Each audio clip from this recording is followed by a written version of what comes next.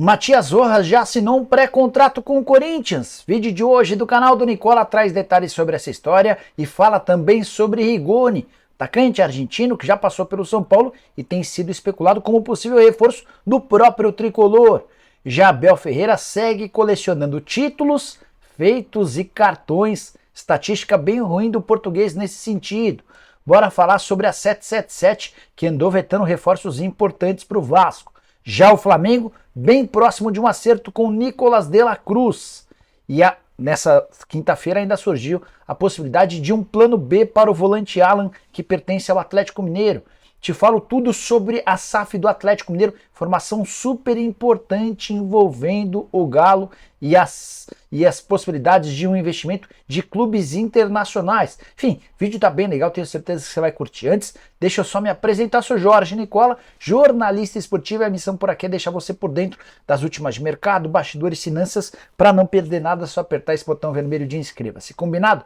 Bora contar também que todo esse conteúdo é um oferecimento de 1xBet. Estou colocando na tela os dois jogos dessa quinta-feira que fecham a fase de oitavas de final. Quero dar os meus palpites para te ajudar na hora H. Tem São Paulo e Sport a partir das 7h30. Vou de vitória do São Paulo, tricolor que venceu na ida 2-0 em Recife. Flamengo e Fluminense também fazem o jogo da volta 0-0 na partida de ida. Para mim dá Fluminense ou empate. Se você gosta de futebol e é bom de palpite, tá na hora de pegar o link que está no comentário fixo. Faça seu cadastro na 1xBet e não esqueça de usar o código Nicola para ter direito a 100% de bônus no valor do seu depósito. Combinado? Bora começar o vídeo com tradicionais informações do giro de notícias. A primeira delas é sobre Vitor Gabriel, centroavante que pertence ao Flamengo, está emprestado ao Ceará e pode render cerca de 5 milhões de reais ao rubro-negro. É que ele virou alvo de uma proposta do Al Fateh da Arábia Saudita, a negociação tem encaminhado e o Fla pode embolsar essa grana. Quero contar também que Tadeu, goleiro e capitão do Goiás, enfim levantou sua primeira taça desde que passou a usar a tarja de capitão. Essa taça foi conquistada na quarta-feira, título da Copa Verde na decisão contra o Paysandu. Tadeu que tem uma história bem bonita com a camisa do Esmeraldino. Bora falar também sobre Eduardo Cudê. De acordo com a Rádio Itatiaia, para onde estou trabalhando a partir dessa quinta-feira, a Itatiaia apurou que o Cudê, além de poupar 5 titulares no confronto contra o Corinthians, ainda nem havia treinado pênaltis, demonstrando pouco cuidado ou pouco respeito com o Corinthians. No final das contas, o Corinthians venceu por 2-0 no tempo normal e nos pênaltis eliminando o Clube Atlético Mineiro. Para fechar, repercutiu uma notícia que o Roger Flores trouxe nessa quinta-feira no Seleção Sport TV. De acordo com um comentarista da Globo, o Vitor Sá pode se mudar do clube do Botafogo. Haveria uma proposta por atacante de lado de campo. Bora falar agora sobre vetos na 777, informação importante. Você sabe que o Vasco anda de mal a pior.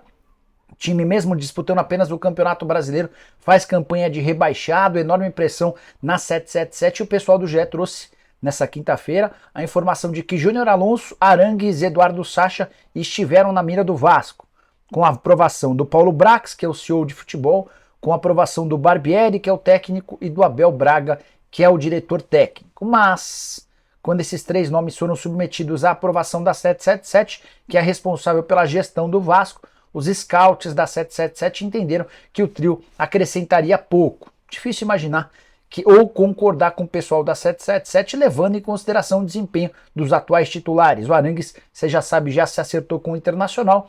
O Eduardo Sacha tem feito gols importantes com a camisa do Red Bull Bragantino e o Júnior Alonso é o único que ainda não tem seu futuro definido. Bora falar agora sobre Roberto Firmino, atacante que já foi confirmado fora do Liverpool. Seu contrato acabou agora no mês de junho, ele até tinha proposta para renovar e disse que era hora de novos ares. Alguns clubes brasileiros sondaram a possibilidade de o Firmino ser contratado. O Firmino, 31 anos de idade, disse que ainda não é hora de voltar ao Brasil. A ideia dele era continuar na Europa, só que aí apareceu o Al Hilal, time mais rico da Arábia Saudita, o mesmo clube que quer levar o Tite, o Messi, o Busquets e também o Alba. E esse clube, embora não tenha feito proposta oficial, de acordo com o site Gol, já iniciou tratativas para contratar o brasileiro. Você sabe que lá não existe problema de dinheiro e agora a gente corre o risco de ver Roberto Firmino, ex-jogador da seleção brasileira, sendo mais um atleta a atuar no campeonato saudita. Por trás dessa injeção de dinheiro, ou injeção de dinheiro grande nos clubes sauditas, há uma intenção de levar a Copa do Mundo de 2030, então você já vai se acostumando com nomes importantes por lá. Só um adendo, Karim Benzema quase se mudou para o Al Ittihad, que é o time do Romarinho. A proposta é gigante para o Benzema, mas de acordo com o jornal Marca, o Benzema disse não à oferta para continuar no Real Madrid. Bora falar agora sobre o Flamengo com atualizações de mercado. Nessa quinta-feira, no confronto contra o Fluminense, um dos empresários do Nicolás de la Cruz, o meio atacante do River Plate, estará no Maracanã. Ele chegou ao Rio de Janeiro na terça-feira, se reuniu com dirigentes do Fla. Entre Flamengo e Nicolás de la Cruz está tudo certo. Salário, tempo de contrato, luvas, já havia antecipado isso para vocês na própria segunda-feira. As partes tentam estabelecer contatos para convencer o River Plate a fazer negócio. O River é dono de 50% dos direitos econômicos, os outros 50%, que são do Liverpool do Uruguai, também já tiveram acordo, a concordância com o Flamengo. Mas não para por aí. O Flamengo ainda tenta a contratação do Alan, volante do Atlético Mineiro, e existe a expectativa de que com a eliminação precoce do time na Copa do Brasil, impedindo o Galo de faturar bastante dinheiro, que isso possa apressar o acordo entre Flamengo e Atlético pelo Alan. Se não der certo com o Alan, pintou a possibilidade de um plano B. Santiago Rez, 21 anos de idade, argentino, pertence ao Huracan. Esteve nas duas últimas janelas na mira do Vasco e da 777 e não houve acordo. Existe, de acordo com o GE, uma sugestão do nome do atleta ao Flamengo. E o rubro-negro ficou de dar uma resposta se não houver acordo com o Alan.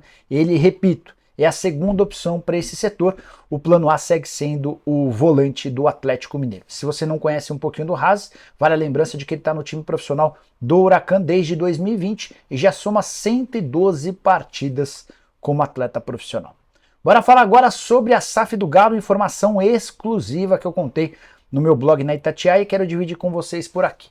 A negociação com Peter Grieve, aquele investidor americano que colocaria 1,4 bilhão de reais para adquirir 51% das ações, esse modelo de negócio está praticamente descartado. Peter Grieve não conseguiu as garantias bancárias e o Atlético se cansou de esperar e já colocou em prática um plano B. Como é que está funcionando? Peter Grieve pode até participar, mas com cheque menor e com percentual de ações também muito menor. O Atlético vai ter uma SAF diferente da dos demais clubes. A ideia é ter vários donos, ou várias pessoas participando com percentuais diferentes. A família Menin certamente terá um percentual.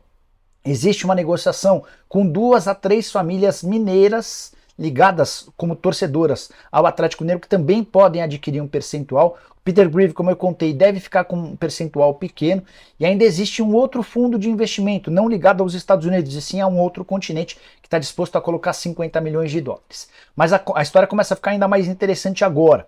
É que 2 clubes europeus gigantes, imagino que ligados a grandes grupos, tem a intenção de adquirir a SAF ou participar da SAF do Atlético Mineiro. Essa informação me foi confidenciada por uma pessoa do próprio Atlético, tá?